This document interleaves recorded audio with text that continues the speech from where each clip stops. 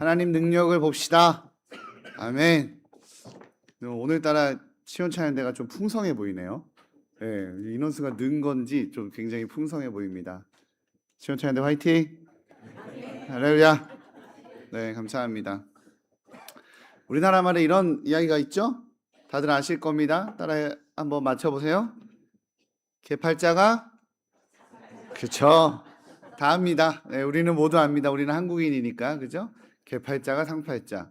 우리나라 옛날 말인데, 이 옛날 말인데 옛날에 우리나라에서 이 말이 나온 게 조금 저는 이해가 안 됐어요. 왜냐하면 우리나라에서 개팔자가 상팔자인지 모르겠어. 옛날에는 외국에서는 개팔자가 상팔자가 맞는 것 같은데 옛날 우리나라 개는요 좀 약간 비상식량 느낌이 좀 있었기 때문에 개팔자를 상팔자라고 말하기에는 우리나라 말이 좀 안 맞지 않나 그랬던 것 같아요. 근데 요즘에는 진짜 개팔자가 상팔자가 좀 맞는 것 같다라는 생각이 듭니다. 제가 사실은 개를 길러본 적이 없어서 뭐 잘 모를 수도 있겠지만 제가 우리 청년 예전에 사역할 때 청년 하나를 이제 제자 양육을 시키려고 일정을 맞추어 보려고 하니까 일정이 안 맞더라고요. 일정이 안 맞아서 뭐 예배 시간 끝나면 바로 또 일하러 가야 되고 뭐 토요일 날 또 안 되고 막 등등 좀 어려워서 내가 너희 집으로 갈게. 그래서 집으로 간 적이 있었어요. 집이 김포였는데 제가 시흥에서 사역할 때였으니까 한 1시간 정도 걸리거든요. 점심시간에 1시간 정도 가서 그 일의 특징상 점심시간이 좀 길대요. 그래서 점심에 자기가 집에 와서 밥을 먹는다고 하길래 그러면 그때 일주일에 한 번 내가 너희 집으로 갈게. 그래서 집으로 간 적이 있었거든요. 집에 가서 이제 집에 가 보니까 강아지가 있더라고요. 모르는 사람이 나타났으니 어떻게 했을까요? 막 짖겠죠. 집안에서 막 저를 짖지만 이제 몇 주 이렇게 가니까 좀 익숙해졌나 봐요. 좀 안 짖더라고요. 그러더니 성경 공부한다고 바닥에 테이블을 놓고 이제 제가 바닥에 앉고 이제 상대 청년이 남자 청년입니다. 오해하시면 안 돼요. 네, 남자 청년이 상대방에 앉고 성경 공부를 가르치려고 테이블에 앉아서 앞바다리를 하면 그 강아지가 제 무릎 위에 올라와요. 앞바다리 그 사이로 이렇게 올라와서 이렇게 막 하고 있으면 막 멀리들이 올라와요. 그 뒤 자. 그래서 뭐 이런 일이 다 있나. 근데 그 당시에 그 행동을 많이 한 존재가 있었어요. 제 이 무릎 위에 앉아서 그렇게 제가 앞바다를 하면 그게 자기 자리인 양 와서 앉는 존재가 있었습니다. 누구냐면 저희 집 막내딸 하온이. 하온이가 아빠가 양반다리를 하면 자기 자리인 것처럼 거기 와서 앉았거든요. 근데 걔가 거기 와서 앉으니까 이게 참 적응이 안 되더라고요. 가끔 강아지를 보면 사람의 정체성을 가지고 있을 것처럼 있을 때가 있는 것 같아요. 왜 그럴까요? 그렇게 대해줘서 그래요. 그렇게 대해주니까. 밖에서 안 기르고 집에서 기르고. 옛날에 강아지는 우리나라의 강아지는 보통 이름이 덕구, 백구, 황구 막 이랬거든요. 그죠? 색깔별로 이름이 정해졌는데 요즘에는 또 개라고도 하면 안 되죠, 그죠? 반려견 뭐 이렇게 표현하잖아요. 반려견 표현하고 이름도 세바스찬 이런 거 그죠? 사랑이, 축복이 뭐 이렇게 또 이름도 지어줘요. 생각해 보면 아기들 태명은 그렇게 많이 하지 않습니까? 사랑이, 축복이. 그 강아지가 그러한 정체성, 내가 이 집의 한 일원이고 가족이다라고 말하는 정체성을 가지는 이유는요. 그렇게 대해주니까. 그렇게 대해주면 그렇게 알아요. 존재는 그렇게 되어 있습니다. 이것을 신학적으로는 칭의라고 해요. 칭의. 하나님이 우리를 의인이 아닌데 의인이라고 대해주세요. 강아지가 가족이 아닌데 가족으로 대해주니 가족으로 알았던 것처럼 하나님이 우리가 의인이 아니지만 우리를 의인으로 대해주십니다. 믿으십니까? 그러면 그런 존재로 자기를 이해하게 되는 거예요. 또 하나 이야기를 좀 해보겠습니다. 내 마음의 풍금이라는 혹시 영화를 아시나요? 내 마음의 풍금이라는 영화가 있습니다. 1999년도 3월에 개봉한 영화입니다. 굉장히 오래된 영화죠. 나오는 주인공은 이병헌이랑 전도연이 나오고요. 배경은 1960년도가 이제 배경이고 그 강원도 산골 마을이 배경으로 나오는 그런 영화예요. 거기 배경에서 이 영화에서 설정은 이제 영화를 보면 이병헌도 굉장히 젊었고 아주 오래전이니까, 그리고 전도연도 굉장히 어려 보이는 느낌이었어요. 영화상의 설정으로 전도연은 17살입니다. 그리고 강원도 1960년도에 강원도는 어땠냐면 아이들을 공부를 이렇게 때에 맞춰서 못 시켰으니까 17살에 초등학교를 보낸 이런 상태였어요. 17살에 초등학교를 보내고 이제 늦은 나이에 학교를 들어가고 애들이랑 같이 수업을 배우고 엄마의 강요에 의해서 갓난아기를 등에 업고 집안일도 하고 학교도 수업 가는 이런 아이가 전도연입니다. 늦은 나이에 초등학교를 다니던 전도연은 늘 그 아이들과 같이 놀았기 때문에 그 아이들과 함께 고무줄 놀이도 하고 공기도 하고 숨바꼭질도 하고 그렇게 살았습니다. 그런 전도연, 덩치도 크고 크지만 그렇게 살아가는 전도연에게 엄마가 늘 하는 호칭이 있어요. 뭐냐면 가시나야, 가시나야, 가시나야, 뭐하노? 이거 치워라. 맨날 이렇게 부르셨습니다. 빨래 했나, 청소했나 이렇게 불렀던 그런 전도연이 어느 날 엄마가 빨래를 이렇게 삶는 거를 잘 지켜보라고 했나 봐요. 근데 딴짓을 하고 애들이랑 놀다가 빨래를 홀랑 다 태워 먹었네요. 그래서 엄마가 이제 몽둥이 들고 화가 나서 가시나야, 너 일리 안 왔나? 네 오늘 다리 몽둥이 뿐지러 뿐다 막 이러면서 막 쫓아다니니까 전도연이 무서워서 집 밖을 뛰어나가요. 도망갑니다. 도망가다 보니까 거의 마을 외곽까지 도망가요. 마을 외곽에 도망가고 나니 거기에 마을 버스를 타고 어떠한 남자가 내려서 경운기를 타고 이렇게 돌돌돌돌돌돌 오고 있는 거예요. 그 마을에서 본 적이 없는 잘생기고 젊은 청년이 나타났습니다. 누굴까요? 이병헌이죠. 그죠? 이병헌이 나타나요. 이병헌이 돌돌돌돌돌 나타나서 이제 경운기에서 마을 입구 이 두 갈래쯤에서 내려요. 내리고 경운기는 가고 이제 마을 두 갈래 길에서 이병헌이 종이 쪽지를 막 꺼내서 막 봐요.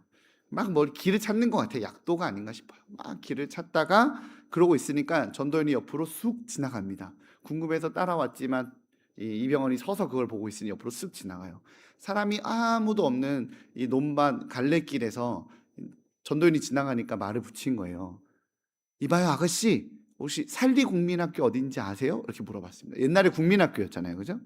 살리국민학교 어딘지 아세요? 라고 물으니 전도연이 잘생긴 남자가 자기한테 말을 거니까 얼굴이 빨개져서 말 한마디 못하고 손으로 방향을 턱 가리키더니 막 도망가요. 막 도망가서 숲을 속에 숨습니다. 숲을 속에 숨으니 이제 이병헌이 당황스럽잖아요. 그래도 뭐 어쩌겠어요. 가리켜준 방향으로 짐을 이제 주섬주섬 들고 챙겨서 갑니다. 그리고 그 숲을 뒤에서 전도연이 하는 되게 중요한 대사가 있어요. 이봐요 아가씨, 이봐요 아가씨. 혼자 이봐요 아가씨를 외쳐요. 되뇌기는 거죠. 그리고 장면이 바뀝니다. 장면이 바뀌어서 전도연이 이제 마을로 집으로 들어오는 장면입니다. 들어올 때 이 영화에서 가장 핵심적이고 중요한 장면이 나오는데요. 전도연이 마을로 딱 들어오니까 아이들이 전도연을 보고 말해요. 언니 우리 같이 고무줄 놀이해요 라고 말을 하니 그 전도연이 뭐라고 대답하냐면 내가 몇 살인데 너희들이랑 고무줄을 해. 그리고 가요. 무슨 뜻이죠? 그 아이 전도연에게 아가씨의 정체성이 생긴 거예요.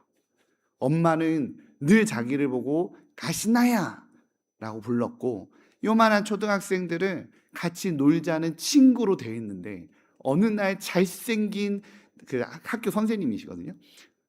잘생긴 청년 남자가 나타나서 자기에게 아가씨라고 불러준 거예요. 누구도 나를 아가씨라고 불러주지 않았는데 나를 아가씨로 대해주는 존재가 생긴 거죠. 시인 김춘수님의 이런 시가 있죠. 꽃이라고 하는 그 시에 보면 내가 그의 이름을 불러주었을 때 그는 나에게로 와서 꽃이 되었다. 사랑하는 성도님들, 우리는 죄인이지만 하나님이 우리를 의인으로 불러주셨습니다. 믿으십니까? 그래서 우리가 의인이 되는 거예요. 사랑하는 성도님들, 그런 의미에서 우리 옆에 분들한테 그렇게 이야기합시다. 당신은 꽃입니다.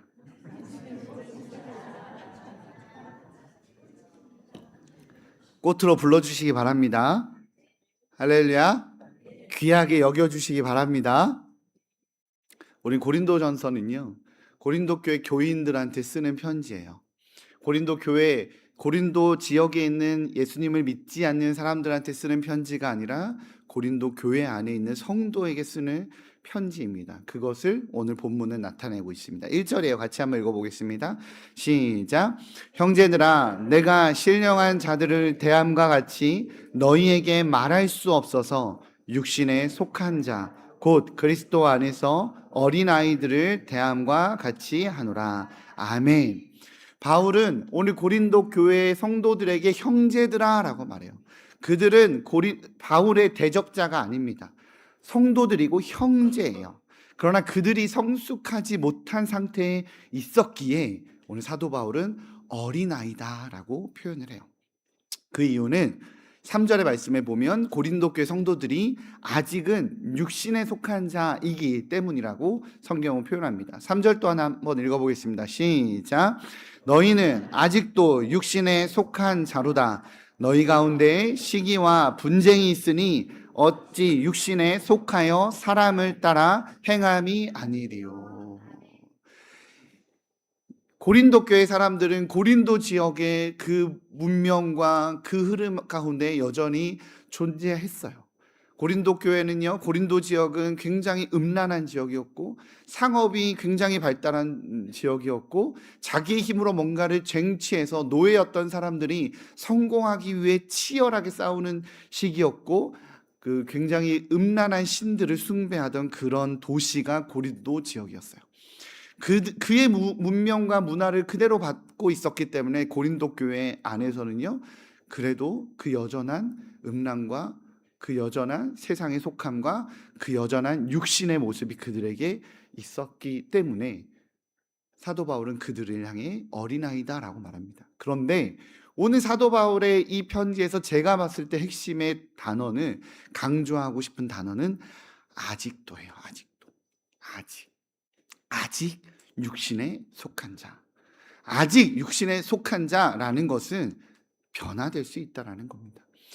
한국어 성경에 육신에 속한이라는 표현이 한 번 더 나와요. 2장 14절에 등장하거든요.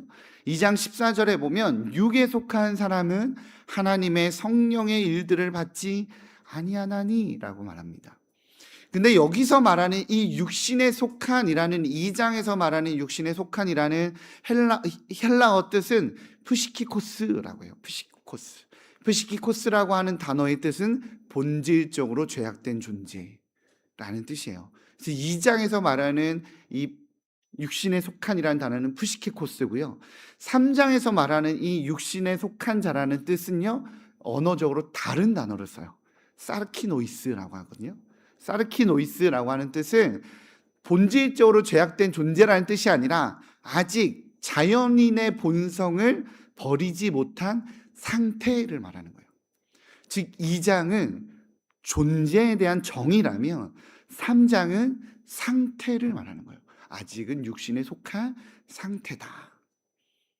좀 더 자세하게 이야기하고자 하는 것은, 사도 바울이 이야기하고자 하는 것은 상태이기에 성장할 수 있다. 거룩함으로 성장하게 되는 존재가 너희들이다. 아직 어리지만, 어린아이의 상태지만 성장할 거다라는 이야기를, 이 성화의 변화가 너희들 안에 있을 거다라는 것을 사도 바울은 이야기하고 있다는 겁니다.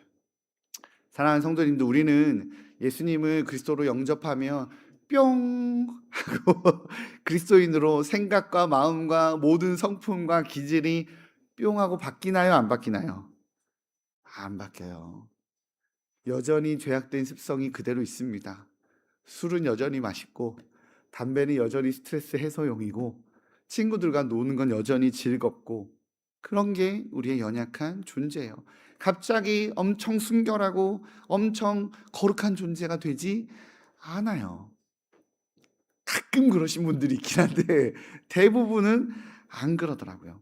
저는 어떨까요? 저는 신학교에 들어가는 순간, 고3이 딱 끝나고 신학생 1학년이 딱 되는 순간 저는 완전히 다른 존재가 될 줄 알았어요. 아니더라고요. 여전히 게으름과 싸워야 했고, 여전히 내 안에 분노가 임하면 그 분노와 싸워야 했고, 여전히 나의 속좁음과 나의 나약함과 치열하게 싸워야 되는 그런 존재더라고요. 전도사로 임명받으면 바뀔 줄 알았어요. 안 바뀌더라고요. 그냥 가면 하나 더 쓰고 치열하게 싸울 뿐이에요. 목사로 임명받으면 또 짠 하고 바뀔 줄 알았어요. 아니에요. 오늘도 나의 나약함과 나의 속 좁음과 나의 게으름과 여전히 싸우게 되더라는 거죠. 성도님들은 어떠세요? 세례 받으면 짠 하고 바뀔 줄 알았는데 불같은 열정과 하나님의 은혜가 넘쳐나서 변화가 일어날 줄 알았는데 그런 변화가 일어나셨나요?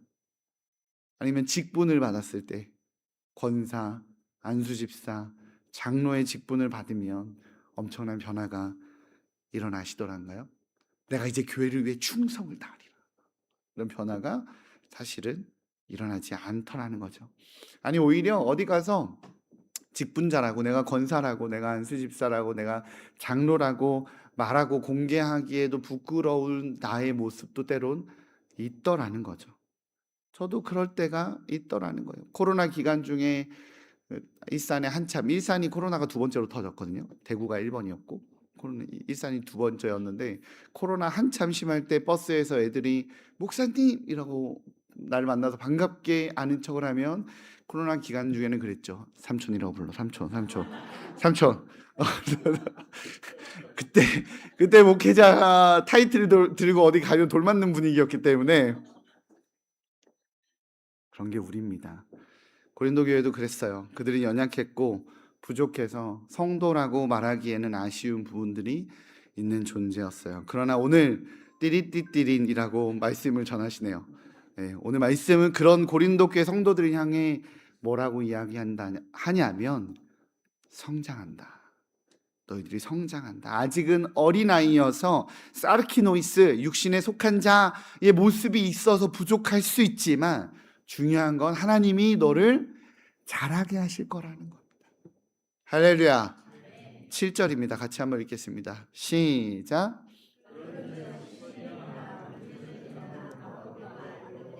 오직 자라게 하시는 이는 하나님뿐이니라. 아멘. 하나님이 우리를 자라게 하십니다. 하나님이 우리를 성장케 합니다. 하나님이 우리를 성숙케 합니다. 그러니 우리는 지금의 현재에 살지 않아요. 우리는 부르심에 사는 존재예요. 지금의 내 모습은 연약할 수 있어요. 우리 모세는요, 자신이 왕자로 있을 때 자신의 혈육들이, 히브리인들이 고통당하고 노예로 힘겨워하니까 분노에 차서 자신이 무언가를 해보겠다라고 애굽인을 죽입니다. 죽이고 나서 그는 뭐 했나요? 생명을 바쳐서 히브리인들을 살리기 위해 몸부림을 쳤나요? 자신이 갖고 있는 권력과 자신이 갖고 있는 재력과 자신이 갖고 있는 모든 영향력을 다 동원해서 히브리인을 살렸나요? 아니요. 도망갔어요. 광야로 도망갔습니다. 죽음이 두려웠고 바로의 추격이 두려워서 그는 도망갔어요. 미디안 광야로 갔습니다. 그리고 40년이 흘렀어요. 40세에 도망간 그는 80세가 됐습니다. 이제는 아무것도 할 수 없는 게 자신의 지금이었지만 주님이 그를 출애굽시키는 이스라엘 백성들을 구원할 구원자로 부르세요. 그의 현재는 실패자였고 그의 지금은 도망자였지만 하나님이 그를 불러서 애굽에서 이스라엘 백성들을 구원시키는 축복의 통로로 사용하십니다. 사랑하는 성도님들, 우리는 지금의 나로 살지 아니하고 주님께서 지명하여 부르신 그 부르심의 존재로 살아갑니다. 모세는 얘기했어요. 저는 입술이 둔한 자입니다. 모세는 말했습니다. 아시잖아요, 나 실패했던 거. 그러나 하나님이 잘하게 하세요. 믿으십니까? 믿으십니까? 우리 하나님께서는 그러하기에 우리를 어떻게 성장시키느냐라고 말하냐면 오늘 성경은 하나님의 성령이 내 안에 있어서 나를 성전되게 하여 나를 성장시킨다고 말씀하세요. 16절입니다. 같이 읽겠습니다. 시작. 너희는 너희가 하나님의 성전인 것과 하나님의 성령이 너희 안에 계시는 것을 알지 못하느냐. 아멘.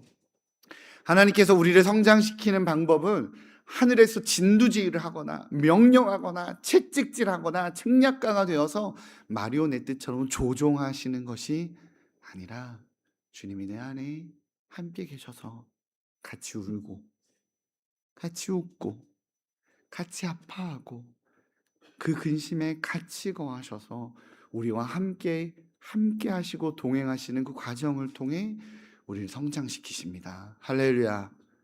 그렇게 바울은요, 잊지 말래요. 너희가 성전이라는 것을. 너희 안에 성령님이 계시는 것을, 하나님이 계시는 것을 잊지 말라고 말씀하십니다. 내 안에 계시는 우리 성령님이 나로 성장케 하십니다.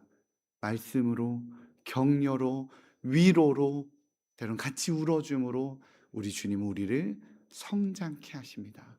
그러니 그 말씀으로 내 안에 주께서 두드리실 때에 응답하시는 우리 한국교회 성도님들 되시기를 주님의 이름으로 축복합니다.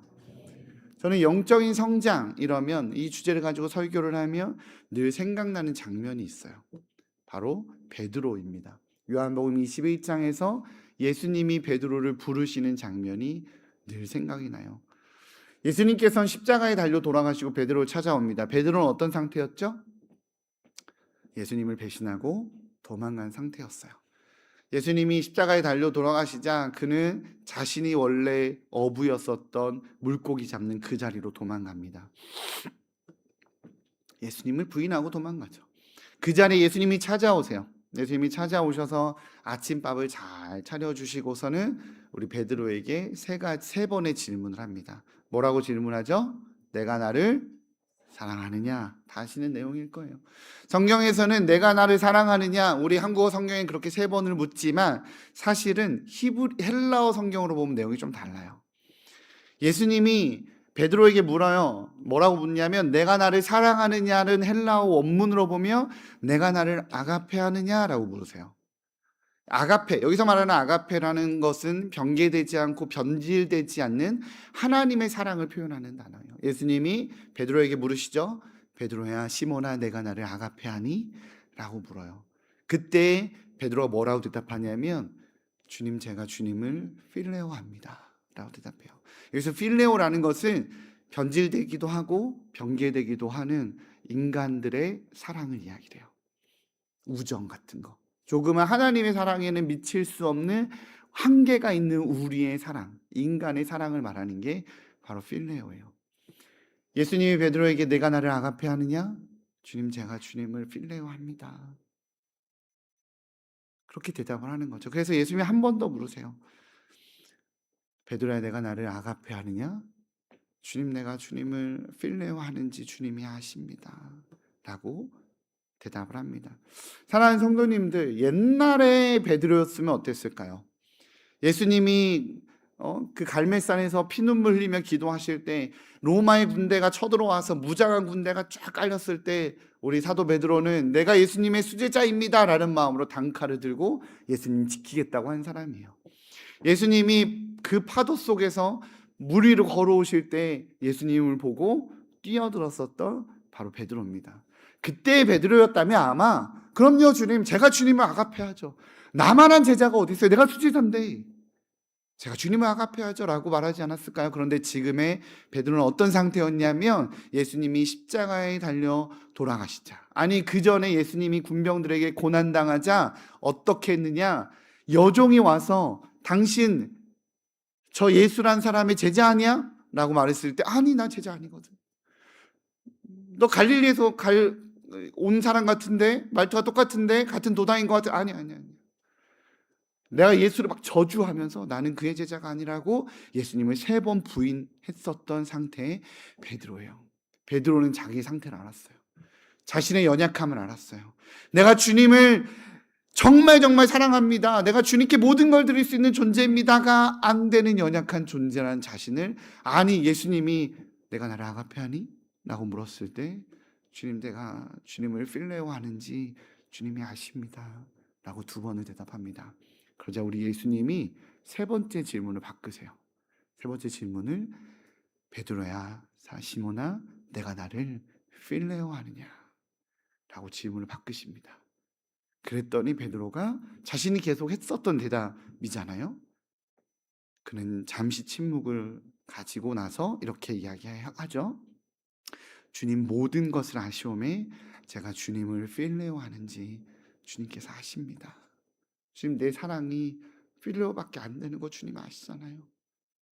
나는 속이 좁아서, 나는 자꾸 사람들 눈치 봐서, 나는 환경에, 나는 상황에, 나는 여러 가지 입장에 자꾸 계산해서 내가 필레오하는 존재인지 주님 아시잖아요. 아가페 하느냐라는 질문에 답을 못했던 그가 내가 나를 필레오하느냐? 라고 나의 질문의 영역으로 내려오니 주님 모든 걸 아시는 주님, 제가 주님을 필레오합니다 라고 대답을 해요. 근데 너무너무 재밌는 건 제가 주님을 필레오합니다 라고 대답한 그 베드로는요, 그 이후에 자신의 평생이 성령 강림 사건 이후 성령을 받고 주님을 향해 아가페한 사람을 살아요. 목숨을 걸고 복음을 전하다가 결국에 십자가에 달려 죽임을 당하게 되는 사도의 삶을 살게 되죠. 아가페의 삶을 살게 됩니다. 그가 필레오했지만 우리 주님이 그의 필레오의 영역까지 내려오셔서 그를 자라게 하신 거예요. 그를 성숙해 하신 거예요. 사랑하는 우리 한국교회 성도님들, 우리 한국교회는 완전한 공동체입니까? 아닐 거예요. 여전히 부족하고 여전히 연약한 사람들이 모여서 여전히 아쉬운 부분도 있고 교회라고 하지만 조금 아쉽네라고 하는 영역들도 우리 안에 어쩌면 있을 수 있을 겁니다. 그러니 우리는 완전하진 않죠. 그러나 우리는 온전한 것을 믿으시기를 주님의 이름으로 축복합니다. 우리 하나님이 완전하셔서 우리를, 주님을 의탁하는 우리를 완전하진 않지만 우리를 온전하다라고 부르시는 주님 덕분에 우리는 그 말씀의 꼴을 먹고 우리 주님의 인도하심을 받아 더 성장할 겁니다. 할렐루야. 오늘도 여전히 부족한 나지만 여전히 내가 전도사답나, 내가 신학생답나, 내가 목사답나 라는 생각에 때로는 목사인 저도 내 자신이 한심스럽지만 그렇게 10년, 20년 지나고 나니 그래도 주님이 나를 이렇게 성장시키셨구나 라는 것을 저도 깨닫게 되거든요. 여러분도 마찬가지 아니세요? 처음에 직분을 받을 때, 내가 처음에 신앙생활을 시작할 때 부족한 것 투성이었지만 매번 내 자신에게 실망할 만큼, 나 자신이 부끄러울 만큼 연약했지만 그래도 그 시절을 보내고, 그래도 또 주님께 매달리고, 그래도 또 말씀 앞에 서고, 그래도 또 예배 앞에 서니 어느 순간 이렇게 내가 참 성장했다, 주님이 은혜로 나를 이렇게 이끌어오셨구나 라는 은혜가 우리 안에 있는 줄 믿습니다. 그러니 우리의 부족함 앞에서 여전히 우리를 응원하시고 여전히 우리를 위로하시며 여전히 우리와 동행하시는 그 주님의 사랑을 신뢰하여 성장하는 성전으로 존재하기에 어제보다 더 주님을 사랑하는 오늘을 살아내는 우리 한국교회 성도님들 되시기를 주님으로 축복합니다. 기도하겠습니다. 사랑해 주님 감사합니다. 우리 귀한 한국교회 성도님들, 주의 은혜가 나를 먹이기에 하나님 여전히 부족한 나이고 여전히 연약한 나이지만 완전하신 주님이 오늘도 먹이시고 오늘도 돌보시고 오늘도 자라게 하시기에 주님 하늘 백성으로 살아갈 수 있음을 고백합니다. 주님, 저희를 성장시켜 주옵소서. 저희를 인도하여 주옵소서. 주님 바라보며 하늘 백성으로 살아가길 원하오니 온전히 주님과 동행하는 그렇게 거룩한 성전으로 살아가는 저희 한국교회 모든 성도들 되게 하여 주옵소서. 감사합니다. 예수님의 이름으로 기도합니다. 아멘. 찬송가 400